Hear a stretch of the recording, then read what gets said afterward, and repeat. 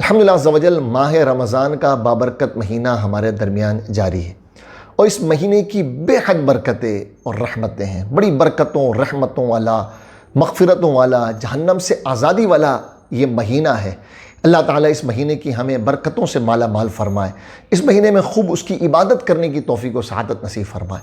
اس مہینے کی 17 تاریخ، اسے یوم بدر بھی کہا جاتا ہے، اور قرآن میں اس دن کو یوم فرقان کہا گیا۔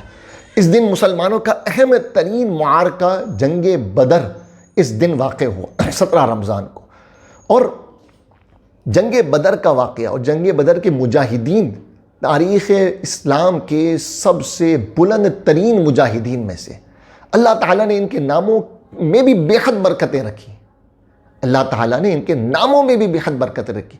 بزرگان دین فرماتے ہیں کہ جو ان کے ناموں کے وسیلے سے اللہ کی بارگاہ میں دعا کرے، اللہ تعالیٰ اس کی دعاؤں کو قبول فرمائے گا، اس کی حاجتوں کو پورا فرمائے گا۔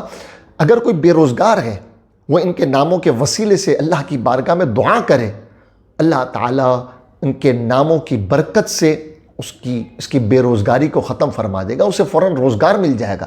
پریشان حالوں کی پریشانیاں، مشکلوں میں پھنسے ہوئے لوگوں کی مشکلات ان کے ناموں سے حل ہوتی ہیں۔ اور 17 رمضان کو ان کے نام، جو کہ 313 ہے، جس میں پہلا نام میرے آقا مصطفیٰ جان رحمت صلی اللہ تعالی علیہ وسلم کا ہے، پھر صدیق اکبر، فاروق اعظم، عثمان غنی، مولا علی، ان کے نام ہیں، پھر اصحاب بدر کے تقریباً 313 نام ہیں۔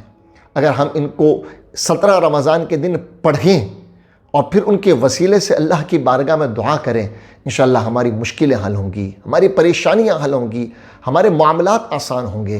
کسی کا کاروبار نہیں چل رہا، وہ پڑھے انشاءاللہ اس کا کاروبار چل پڑے گا۔ کوئی بیمار ہے تو پڑھ کر پانی پہ دم کر کے اس کو پانی پلا دیں، انشاءاللہ وہ شفا یاب ہو جائے گا۔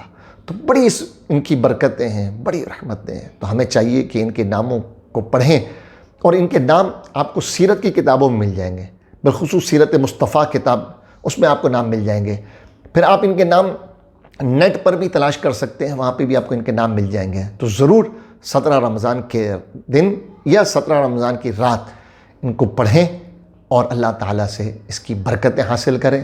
اللہ تعالیٰ ہماری پریشانیوں کو، مشکلات کو حل فرمائے، اور اللہ تعالیٰ ان مقدس ہستیوں کے صدقے ہمیں اس رمضان کے بابرکت مہینے میں خوب اس کی عبادت کرنے، کثرت سے قرآن پاک پڑھنے، نماز پڑھنے، روزہ رکھنے اور تراویح پڑھنے کی سعادت نصیب فرمائے۔